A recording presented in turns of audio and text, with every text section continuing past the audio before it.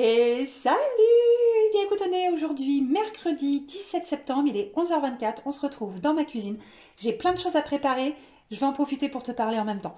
Je voulais tout d'abord en profiter pour te remercier par rapport à ton dernier visionnage, par rapport à ma dernière vidéo, ma vidéo retour, voilà. Bon, j'en profite du coup pour de cette vidéo, en fait, je vais t'expliquer un petit peu là où j'en suis, je vais rentrer un petit peu plus dans les détails, et puis les prochaines vidéos, elles seront un petit peu plus axées style peut-être vlog, en fonction de tout ce que j'ai à faire par rapport à mon projet. Eh bien écoute, si ça t'intéresse, on est parti. Alors moi j'ai sorti mon petit fait-tout, hein. Je te fais pas des recettes de cuisine, hein, mais bon je vais discuter en même temps avec toi, juste pour te dire que j'ai un gratin de chou-fleur et de brocoli à préparer et ma béchamel. J'ai une quiche toute simple à faire et une tourte jambon, courgette, mozzarella à préparer. Allez hop, let's go en cuisine. Alors, tout d'abord, alors attends, on va faire ça. Alors je suis désolée pour le bruit, hein, mais je peux pas arrêter le bruit alors que je suis en train de parler en même temps, donc mais pas trop fort. Moi je vais éviter de trop m'ambiancer parce que là je suis un petit peu speed et au taquet. Alors, je te dis où j'en suis à aujourd'hui. Je suis toujours en arrêt jusqu'à fin septembre. Mon médecin va me reprolonger à moins que... Attends, bouge pas le verre. À moins que d'ici là, j'ai pris contact avec mon patron. Alors, ce qui se passe... Hop là. Voilà. Ce qui se passe, c'est qu'en fait, clairement, je n'ai pas l'intention d'y retourner. Voilà. Je suis en CDI actuellement. À savoir que on a tous, dès lors qu'on est en CDI, plusieurs possibilités pour mettre fin à son contrat de travail. Moi, en l'occurrence, de base, je peux en avoir 4 et au fur et à mesure, j'ai élagué et je me retrouve avec beaucoup moins de possibilités. La première, par rapport à mon projet professionnel, c'était le dispositif d'émission reconversion. À savoir que quand tu es... Je parle un peu plus fort parce que je m'éloigne. Attends, bouge pas. Hop là. À savoir que quand tu es en CDI et que tu as pour but soit de suivre une formation pour une reconversion ou alors une création ou une reprise d'entreprise, tu peux bénéficier du dispositif d'émission reconversion. Alors, il y a des critères pour en bénéficier. Et comment te dire que là j'ai bien le seum. La condition pour être éligible, c'est d'avoir travaillé, c'est d'avoir travaillé 1350 jours sur les 5 dernières années. Autant te dire que c'est 5 ans sans interruption. Voilà. Arrêt de travail et accident de travail compris. Hein, ça reste... Il me manque 10 jours. Et 10 comme ça. Voilà. Il me manque 10 jours sur les 1300. J'ai appelé France Travail. Ils m'ont dit, mais vous savez madame, même si vous manquez un jour, vous ne seriez pas éligible. Allez, super. Mais à part ça, on va donner des aides à d'autres qui n'ont même pas travaillé 1290 jours sur les 5 dernières années, tu vois. Et moi, il me manque 10 jours. Et je n'ai pas le droit à prétendre en fait à ce dispositif alors que j'ai un projet derrière. J'ai halluciné. En quoi consiste en fait ce dispositif? Tu as un dossier à monter, tu es accompagné, hein, tu as un conseiller en évolution professionnelle. Si tu veux, si j'y pense, je te mettrai en commentaire le lien vers leur site internet, comme ça tu auras du coup toutes les informations dont tu as besoin si éventuellement tu as ce projet professionnel de soit partir de ton entreprise parce que tu veux tu souhaites en fait une reconversion professionnelle, je sais pas, tu es graphiste et puis tu veux devenir infirmière, tu peux. Donc en fait il va falloir que tu aies une formation. Et bien le temps de cette formation, logiquement tu n'es pas payé. Et bien là, le fait de recourir en fait à ce dispositif d'émission reconversion t'ouvre droit à tes allocations chômage, à savoir. Donc ça c'est top. Ou bien de créer ou de reprendre une entreprise. Moi en l'occurrence, c'était création d'entreprise, eh bien, ça ne veut pas dire que mon projet ne va pas aboutir, c'est juste que je ne peux pas prétendre en fait à ce dispositif. Donc en fait, tu as donc un dossier à monter. Tout le temps en fait où tu montes ce dossier, tu es suivi, tu es accompagné par un conseiller en évolution professionnelle, comme je te disais, et ton dossier ensuite va passer en commission. Alors excuse-moi, j'ai besoin d'aller chercher. Voilà. Donc ensuite, ton dossier va passer en commission. Et si la commission valide ton projet professionnel, tu envoies à ce moment-là ta lettre de démission à ton employeur. Si tu as un préavis à faire, eh bien écoute, tu fais ton préavis. Alors présent ou non, hein, tu peux être en arrêt. Enfin voilà, ça après, je rentre pas dans tous les détails non plus. Mais voilà, tu fais ton préavis, tu démissionnes. Tu t'inscris donc à France Travail, parce que maintenant c'est France Travail. Tu as tes allocations chômage le temps de ta formation ou de ta création d'entreprise. Voilà. C'est un dispositif qui existe depuis, je te dirais pas, j'ai pas envie de te dire de bêtises, mais c'est pas très très vieux, hein, ça fait pas 10 ans que ça existe, hein, ce truc-là. C'est assez méconnu. Donc voilà, bon bah ça, moi je n'y ai pas droit, c'est dommage, parce que c'était vraiment le truc top. Ça permet que le temps que tu vives en fait de ton entreprise, eh bien d'avoir tes allocations chômage, car tu as quand même cotisé, vu que tu as travaillé, mais en l'occurrence que 1290 jours sur les 1300. Même si les années d'avant, j'ai bossé. Hein, voilà. C'est pas grave, c'est pas grave. Donc cette possibilité-là, du coup, pour moi, elle s'annule. Donc, il me reste... Si je ne fais pas la démission reconversion, la démission pure et simple. Bon, ben là par contre, c'est pas possible. Pour la bonne et simple raison que quand tu es démissionnaire, tu n'as pas d'allocation chômage. Excuse-moi pour le bruit. Voilà, tu n'as pas d'allocation chômage. Et bien évidemment, c'est pas possible parce que j'ai des charges à payer. Donc, voilà, c'est pas possible. C'est pas possible. Après, c'est une possibilité hein, pour mettre fin à ton contrat de travail, mais moi, celle-ci, en l'occurrence, je ne peux pas la valider. J'ai, de par ma situation, éventuellement, du fait que je sois en arrêt pour burn-out et mon antécédent de l'année dernière, j'ai éventuellement la possibilité... mais ça c'est absolument pas fiable à 100%, mais de recourir à la médecine du travail avec un arrêt minimum de 4 mois et un suivi psychologique. J'ai la possibilité avec mon médecin du travail de demander ce qu'on appelle une rupture de contrat pour inaptitude professionnelle. Bon. Mais pour que ça soit validé, ça veut dire que mon patron au préalable me retrouve une autre place dans l'entreprise. Mais en fait, c'est pas mon poste hein,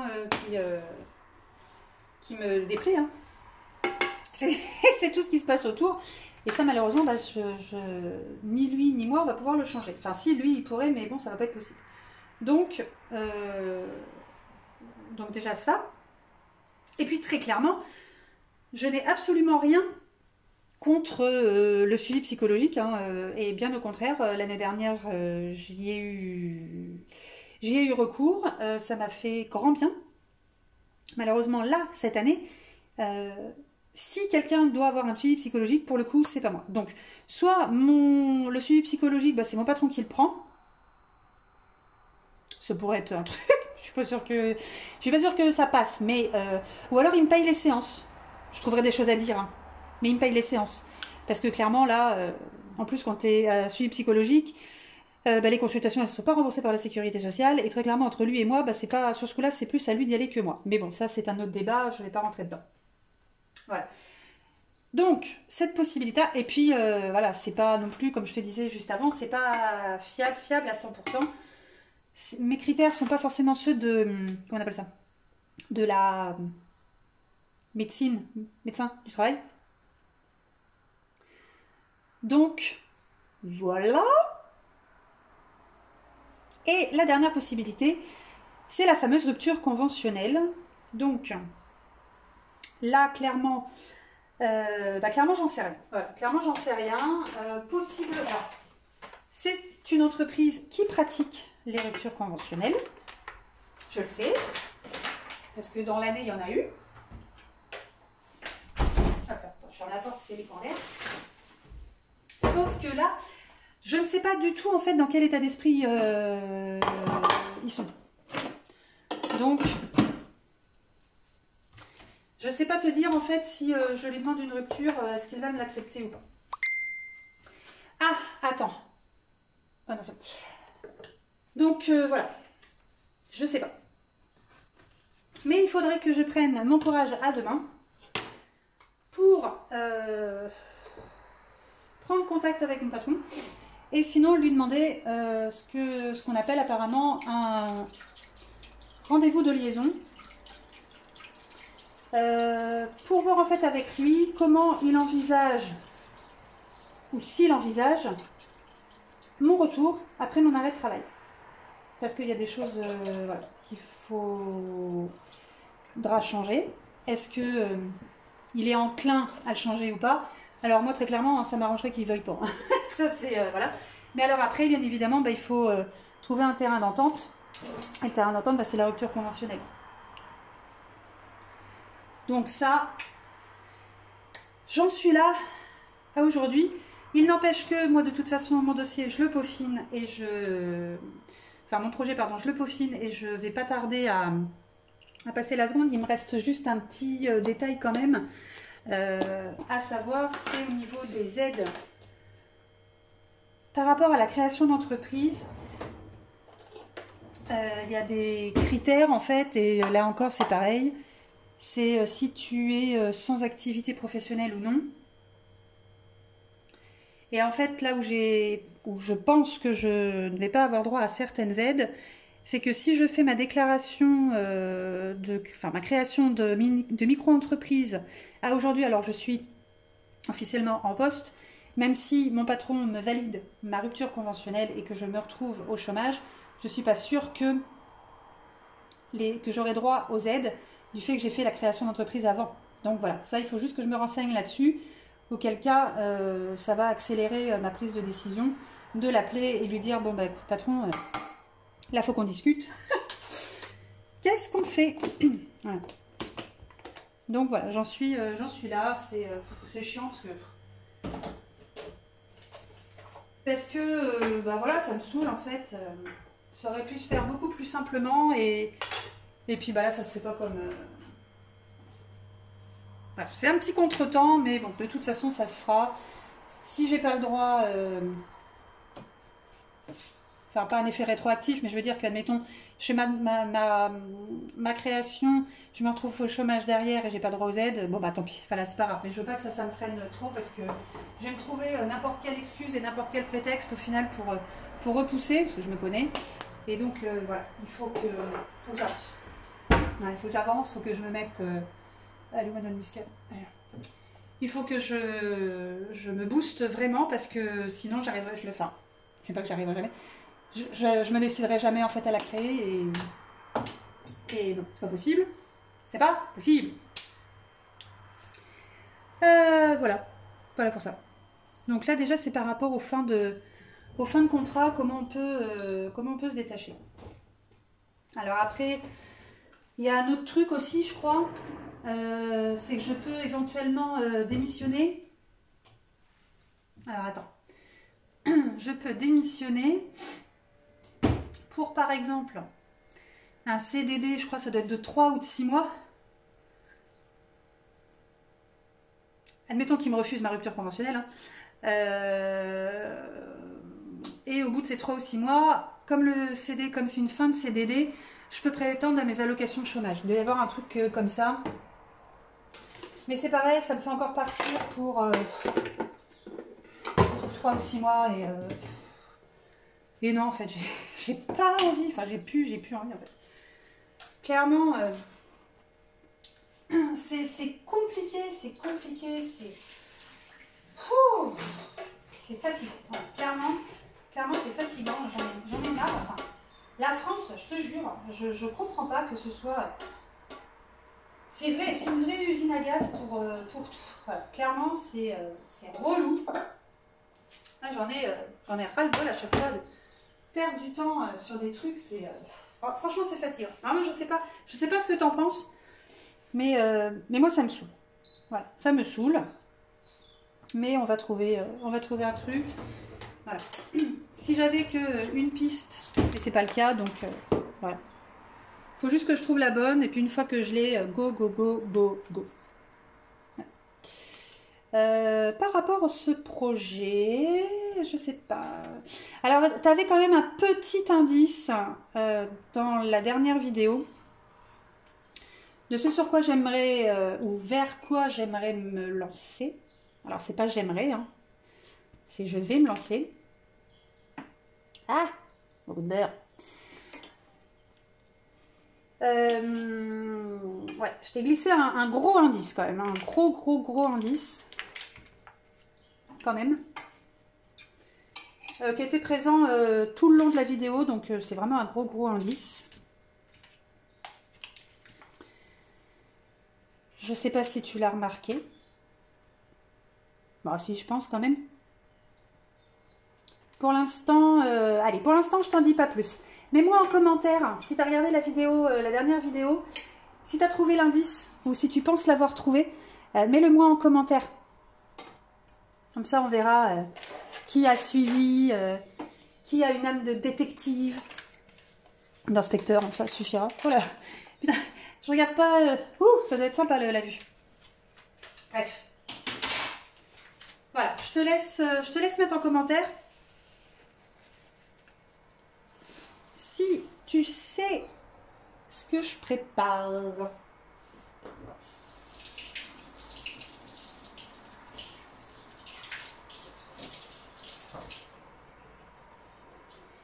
À part ça, au niveau de la prochaine vidéo, je t'emmènerai avec moi. Alors là, tu vois, tu auras une vue différente. Ce sera plutôt une vue depuis mon PC parce que je vais travailler pas mal avec le PC la prochaine fois qu'on va se parler. Enfin, du moins, je vais te parler.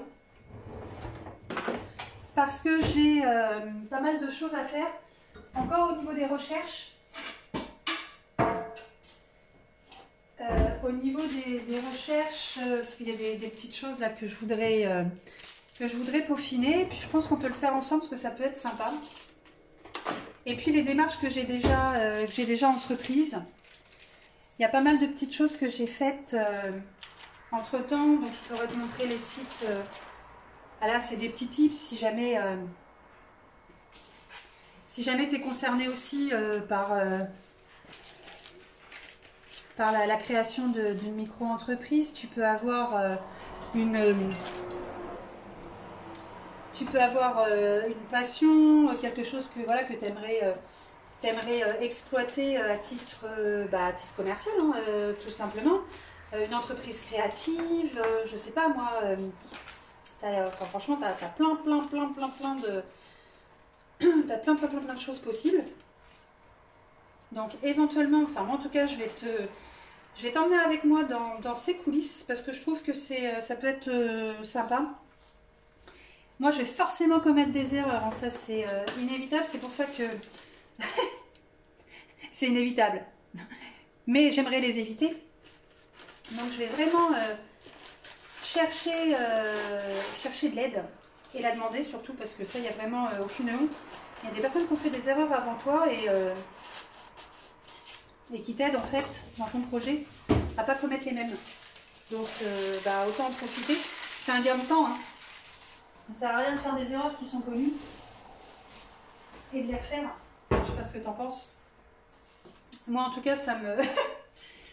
non, j'ai pas trop envie en fait, tu vois. Si je peux gagner Enfin, c'est pas gagner du temps, c'est déjà si je peux éviter de perdre du temps. Et puis en fait, c'est de l'agacement, quoi. J'ai pas, parce que ça va me saouler, hein, clairement. Si je fais des boulettes où il y a des contretemps, et puis derrière, ça engendre des...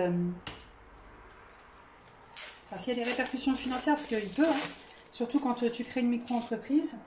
Si tu te trompes...